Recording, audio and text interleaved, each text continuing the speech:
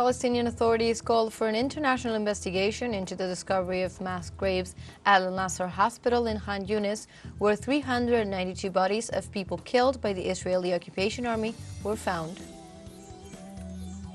In the United States, police repressed student protests in at least 4 universities as the demand to stop government funding for the genocide in Palestine increases across the country.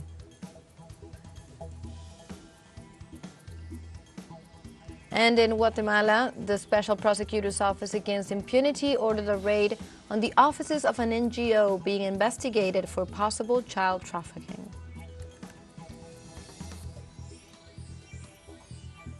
Hello and welcome to From the South. My name is Belén de los Santos, and from the teleSUR studios in Havana, Cuba, we begin with the news.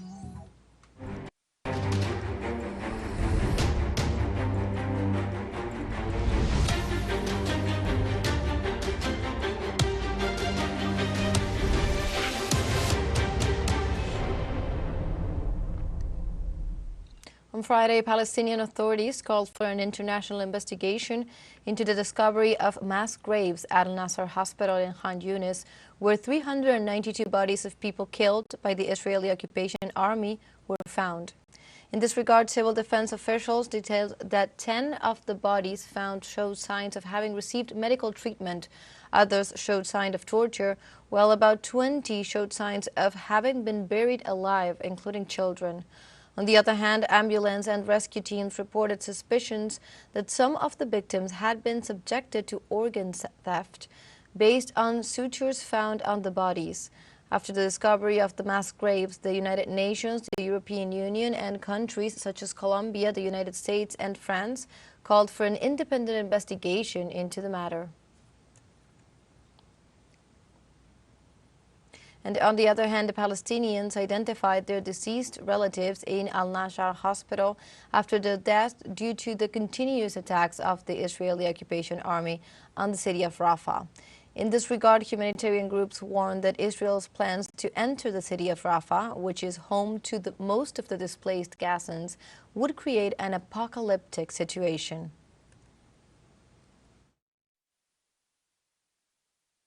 I have nothing to say to you except to keep protesting to pressure the Biden administration to end this war. This war must end. Unfortunately, children are the main victims of this war. The enemy does not achieve any objective without killing innocents. 80% of the victims are children and women. And we go now to the United States, where police repressed students from at least 4 universities in the country who were demonstrating to demand that the government stop its funding and support for the genocide committed by Israel in Palestine. Police beat and arrested dozens of students from Ohio State University who were holding an encampment to denounce Israeli crimes. On the other hand, at least 2 female professors at Emory University in Atlanta were assaulted and arrested earlier in the day. In the last few days, more than 400 students and professors have been arrested at universities in California, Massachusetts, Texas, and New York. Despite police harassment, opposition to the genocide in Gaza continues to resound loudly on campuses, and more encampments are being registered at universities.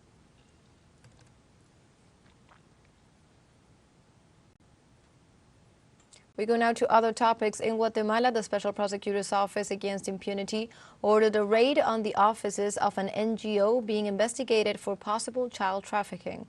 The head of the Special Prosecutor's Office, Rafael Curruchiche, indicated that the operation was coordinated in conjunction with the National Civil Police and that it was in response to a complaint filed against the agency. Although the name was not specified, images on social networks showed that the raided offices belong to the non-governmental organization Save the Children. Curruchiche insisted on the commitment of the Public Prosecutor's Office to fight for the integrity and protection of Guatemalan children, preventing the rights of children from being violated under any circumstances. The International Civil Aviation Organization, the ICAO, accepted the lawsuit filed by Venezuela against Argentina after verifying its violations of the Chicago Convention following the hijacking and subsequent scrapping of the TeleSUR transport company's plane. In compliance with the rules of procedure, the international organization has verified that the complaint conforms in form to the requirements of Article 2. the notification of the ICAO and, in accordance with Article 3 of the regulations, notified the members of the Council of the receipt of the claim. In the aforementioned complaint and report made by Venezuela, it claims that since June 8, 2022, the Republic of Argentina has committed violations of several articles of the Chicago Convention through the application of illegal unilateral restrictive measures of a discriminatory nature against the Bolivarian Republic of Venezuela. The government of Venezuela alleges that such violations occurred in the context of the inconveniences suffered by the non-scheduled flights belonging to the Conviasa consortium and leased by the latter to teleSUR Transport Company.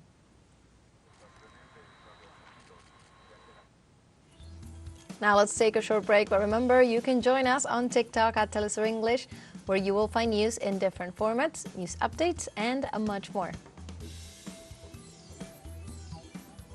Other stories coming up. Stay with us.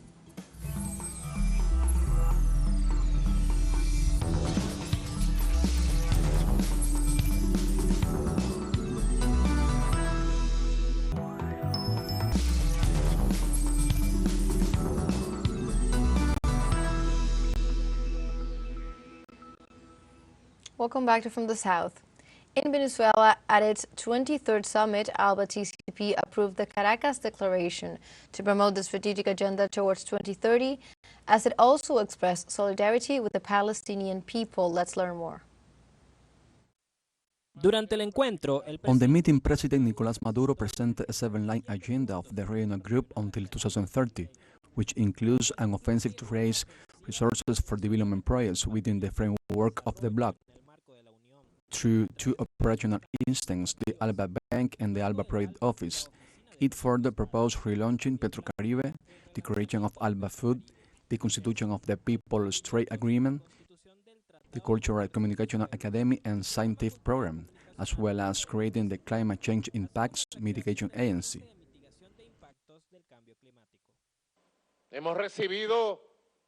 We've received an extraordinary proposal with 7 lines of action,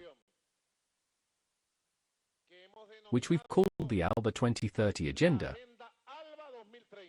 The paramount goals here, in the short term, in the medium term 2030 or beyond.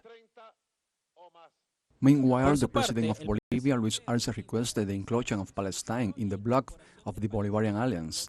In this context, the Prime Minister of San Vicente and the Grenadines, Ralph Gonsalves, reported that the United States bears fruit from our economy. Inviting the State of Palestine to join as a full member of the Bolivarian Alliance for the Peoples of Our Americas, People's Trade Agreement, ALBA TCP. War is always a byproduct of imperialism. Monopoly capitalism cannot exist without war. The essential to U.S. survival is the war economy. On the other hand, President of Cuba, Miguel Díaz-Canel, thanked support of ALBA in the fight against the illegal U.S. blockade. We appreciate the steadfast support of the Alliance for the fight against the end of the illegal genocide, blockade of the U.S. government against the Cuban people, tightened to extreme levels in recent years. We further thank the valuable support for the legitimate demand to remove Cuba from the arbitrary unilateral states sponsoring terrorism list. In addition, President of Nicaragua, Daniel Ortega, condemned the interfering U.S. actions regarding the controversy over the territory of Guyana Esequiba.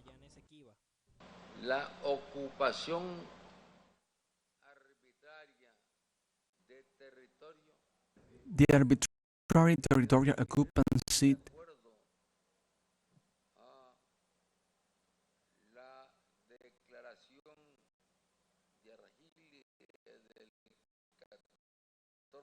which ought be defined according to the Declaration of December 14, 2023.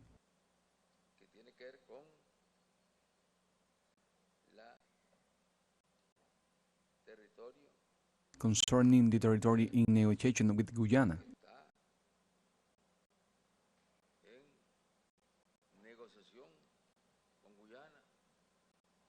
but the negotiation is seriously affected from the time they give concessions.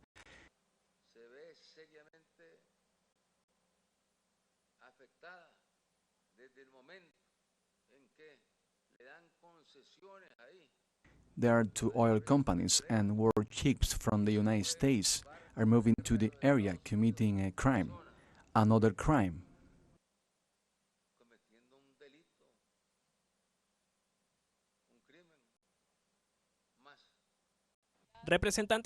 Caribbean representatives from countries such as Dominica and Antigua and Barbuda paid tribute to Commanders Fidel Castro and Hugo Chavez for the creation of the bloc, further noting that ALBA TCP should expand action in food affairs.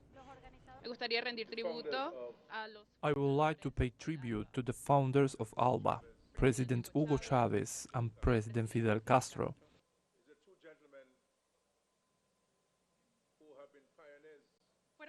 Those were two gentlemen who have been pioneers in many aspects of development in this world. And it is to their visions they have created ALBA. They have created Petrocaribe, and they were principal proponents of CELAC. And we see all of these institutions became a reality, and they have been possible to help citizens not only in our hemisphere, but worldwide.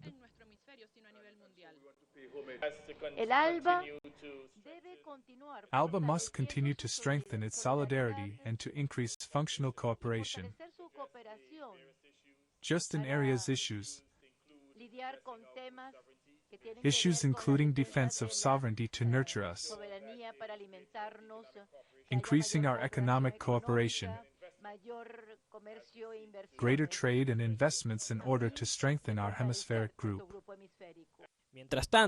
Meanwhile, the Prime Minister of St. Lucia stated that since January 8, 2024, the island officially joined the ALBA TCP to fight together against poverty and climate change. Our problems are alike because we always struggle against poverty. And we are also combating climate change. We also suffer from discrimination and exploitation of countries that are much bigger than us. That is why, on January 8th of this year, St. Lucia officially joined ALBA. And St. Lucia will be a full member of ALBA soon.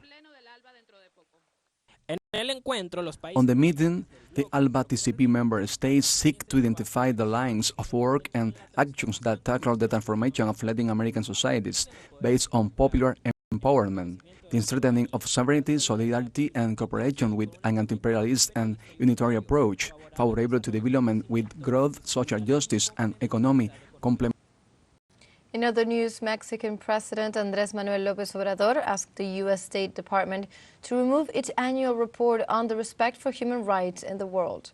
During his regular morning conference at the National Palace, López Obrador said that what was published this 2024 about Mexico is laughable because they are lies, and in addition, they violate national sovereignty. The Mexican president also stated that the United States has no right to be extending conduct to independent and sovereign countries and peoples. López Obrador called the report obsolete and based it on garbage. On the other hand, the Mexican president accused the United States of not assisting Latin America and the Caribbean since the years of the Kennedy administration. Do you know since when the governments of the United States have not helped Latin America and the Caribbean?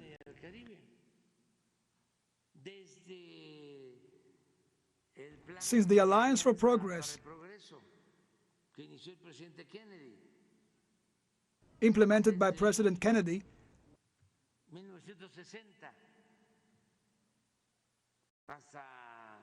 from 1960 to 1970.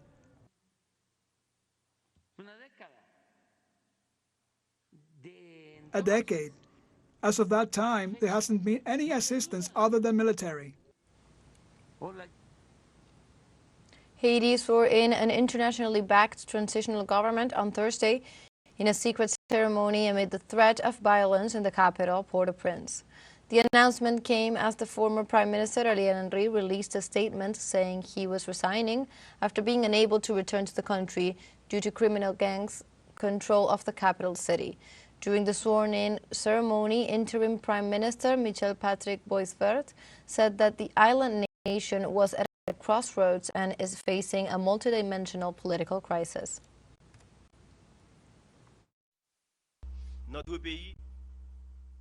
Haiti, our country, is at a crossroads in the search for a solution to overcome this multidimensional political crisis, the consequences of which are detrimental to the population, to property, and both public and private infrastructures. We have a final short break coming up, but before we invite you to join our WhatsApp community for our English-speaking audience. You can scan the QR code on screen to join directly and also share the link to reach more people. Constant news coverage of Latin America and the Caribbean, as well as the rest of the world. Stay connected and informed with teleSUR. Final short break. Don't go away.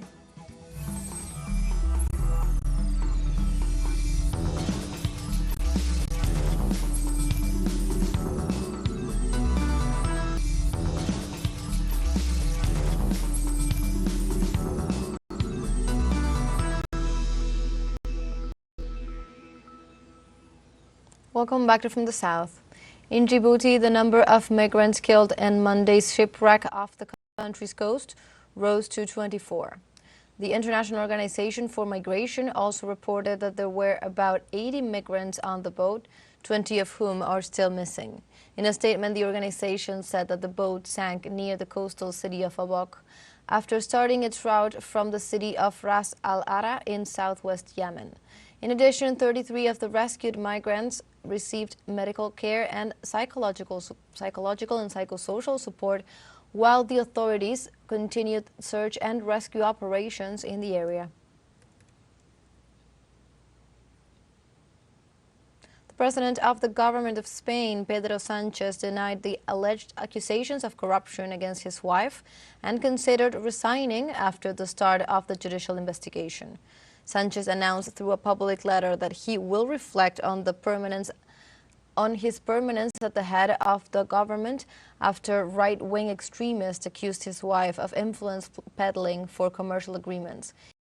He affirmed that the organization Manos Limpias attacks Begonia Gomez for being the wife of the head of government as part of the harassment of which he says he has been victim for some years. For this reason, he decided to suspend all of his public activities until next Monday, April 29th, when Sanchez will announce his decision regarding his continuity in office. Thank you very much, Madam President. I am going to be very brief. On a day like today and after the news I have heard, despite everything, I still believe in the justice of my country. In other news, the government of China warned that the deployment of artillery by the United States in Asia-Pacific threatens the stability of the region. Defense Ministry spokesman Wu Qiang stated that Washington is undermining the peace and stability of the Asia-Pacific region. This in reference to the deployment of medium-range missiles in northern Luzon, Philippines. Beijing hopes that the countries do not invite those who want to harm others to the region. This regarding U.S. Secretary of State Antony Blinken's 3-day official visit to China. And like this, we have come to the end of this news brief. You can find these and many other stories on our website at telesurenglish.net. And also join us on social media. We are on Facebook, X, Instagram, Telegram, and also on TikTok. For TeleSUR English, my name is Belén de los Santos. Thank you for watching.